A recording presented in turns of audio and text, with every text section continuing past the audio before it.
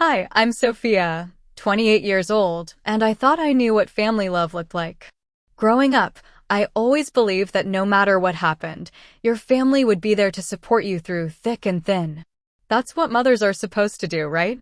Stand by their children, celebrate their victories, help them through their struggles. But sometimes life has a funny way of showing you that the people you trust most can be the ones who hurt you deepest. Last Thanksgiving, during what should have been a celebration of gratitude and togetherness, my mother said something that shattered everything I believed about our relationship. It was the moment that changed everything forever. Before I share what happened that Thanksgiving evening, I'd love to know where you're watching from. Please hit that like button if you've ever felt undervalued by family, and don't forget to subscribe for more real-life stories.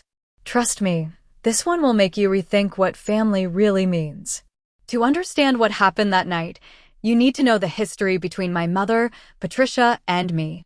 Our relationship had always been complicated, but it wasn't always this way. When I was little, before my father, David, died when I was 12, things felt different. Dad had this way of balancing out Mom's sharp edges, making our house feel warm and welcoming. But after we lost him, everything changed. Not just because we were grieving, but because suddenly we were struggling financially in ways we never had before.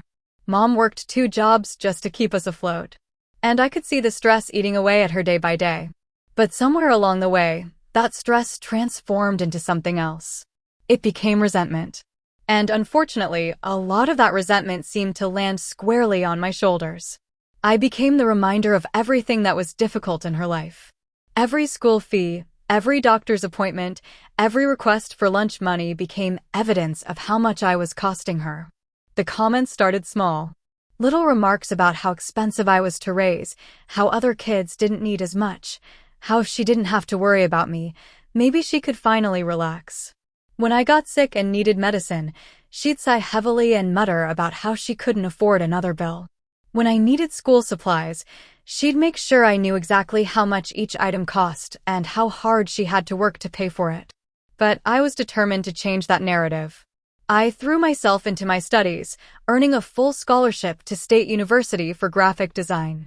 I thought maybe then she'd be proud. Maybe then she'd see that her investment in me was worth it.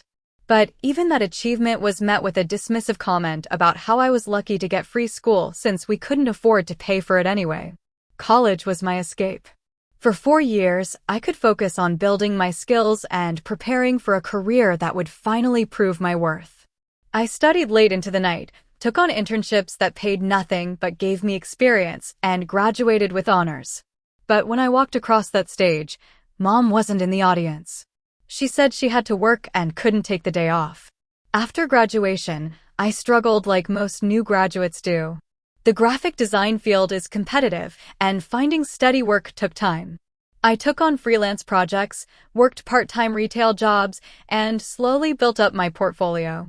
Every time I visited home during those lean years, Mom would make comments about how my expensive education wasn't paying off very well, was it? But I kept pushing forward. Last year, everything finally clicked. I landed a position at a prestigious advertising agency downtown. And 6 months later, they promoted me to senior graphic designer with a salary that finally allowed me to live comfortably. I moved into a beautiful apartment, started saving money, and for the first time in my adult life, I felt financially secure. That's when I made the decision to host Thanksgiving dinner. I wanted to show my family, especially Mom, that I had made it, that all those years of struggle had led to something meaningful. I spent weeks planning the perfect dinner. I researched recipes, bought the finest ingredients, and prepared every dish from scratch. My apartment had never looked better. I arranged fresh flowers, polished every surface, and set the table with my grandmother's china that I had carefully saved up to buy back from the estate sale years. I should probably explain the cast of characters who would be joining us that Thanksgiving because understanding the family dynamics is crucial to what happened later. My mother, Patricia, has always lived in the shadow of her older brother, Robert, who became a successful real estate developer. Uncle Robert never missed in about his achievements, driving up in his luxury car and wearing expensive suits to family gatherings. His wife, my Aunt Susan, was a former elementary school teacher who had developed a talent for passive-aggressive comments wrapped in sweet smiles.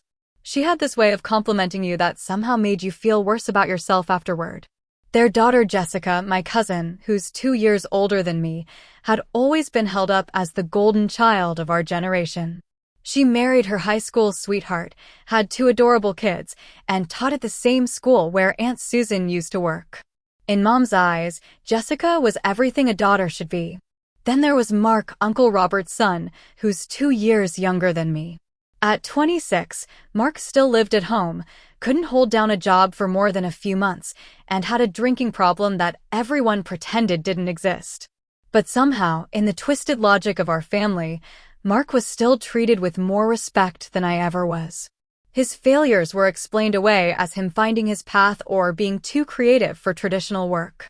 The week before Thanksgiving, I called Mom to finalize the menu and make sure everyone could accommodate any dietary restrictions.